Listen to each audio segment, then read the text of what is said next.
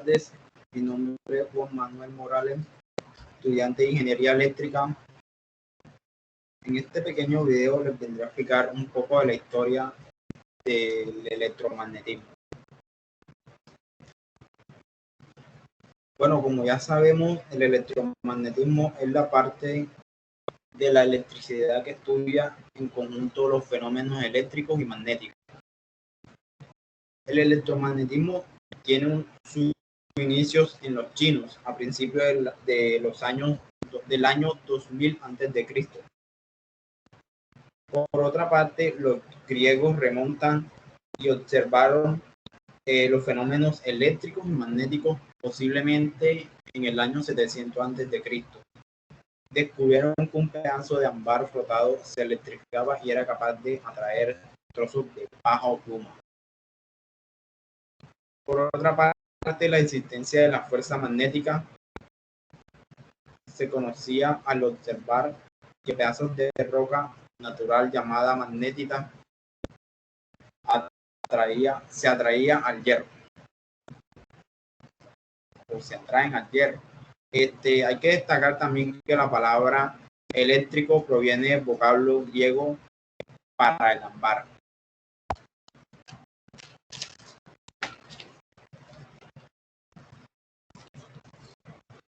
Descubrimiento de la electricidad. Hay que destacar que el principal aportador a este descubrimiento fue Tales de Mileto, que aproximadamente en el año 600 a.C. observó que un pedazo de ámbar frotado se electrificaba y era capaz de atraer trozos de paja o plumas. La palabra eléctrico proviene del vocablo griego, el ámbar, como ya lo habíamos dicho, electrón. Tales de Mileto, el alma del magnetismo. Como ya sabemos, se le otorga este descubrimiento de un mineral que tenía la propiedad de atraer ciertos metales, la magnetita. Además, Tales observaría que frotando hierro a la magnetita, adquiriría las propiedades magnéticas del mineral. El hierro se imantaba. También hay que decir que Tales no consiguió explicar lo de la atracción magnética,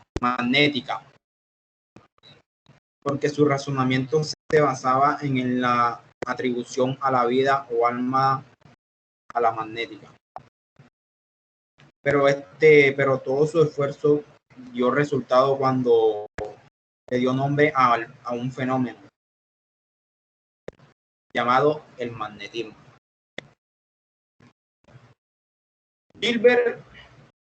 William Gilbert fue el que descubrió que la electrificación es un fenómeno general no asociado solo al ámbar. Desarrolló el electroscopio, que permite conocer si un cuerpo está cargado eléctricamente. Descubrió la imantación por influencia. Estudió la inclinación de una aguja magnética y llegó a la conclusión de que el comportamiento de la Tierra es como un gran imán. Aquí podemos ver lo que sería el electroscopio creado por Gilbert, donde tiene un aislante, una esfera metálica, una laminilla de oro y una barra metálica. Charles Coulomb, uno de los más conocidos, su mayor aportación a la ciencia fue en el campo de la electrostática y el magnetismo en el año 1777. Inventó la balanza de torsión, con la cual midió con exactitud la fuerza entre las cargas eléctricas. Con este invento, Coulomb pudo establecer el principio de su ley, que es una de las más conocidas, la ley de Coulomb, donde la fuerza entre las cargas eléctricas es proporcional al producto de las cargas individuales e inversamente proporcional al cuadrado de la distancia que las separa. Ley de Coulomb, ya como todos muchos las conocemos, esta es utilizada para obtener y saber qué tipo de fuerza, ya sea de atracción o repulsión.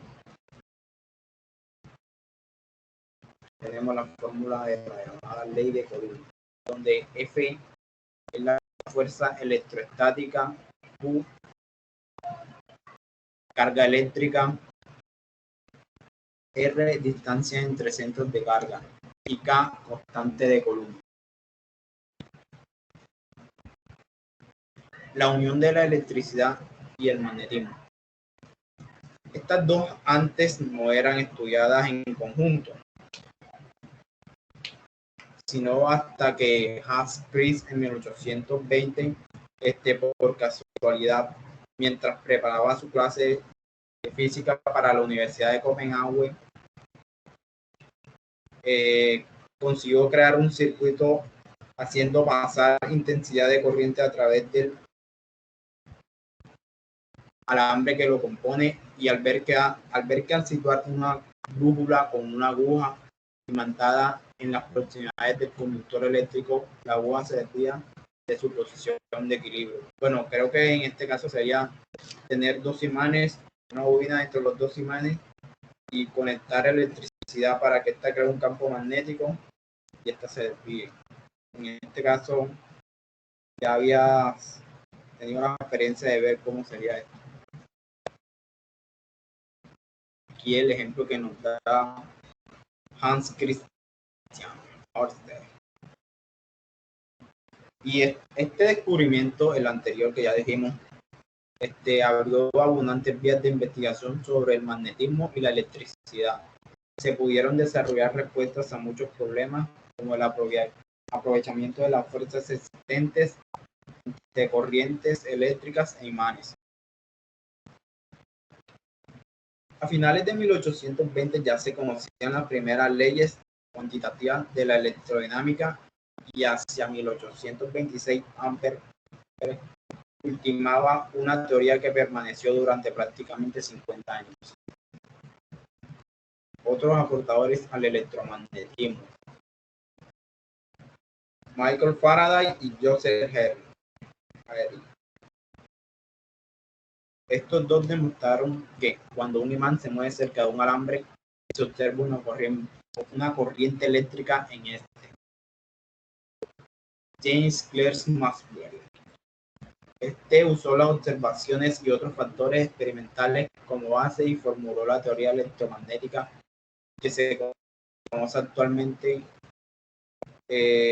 por sus famosas ecuaciones de Maxwell.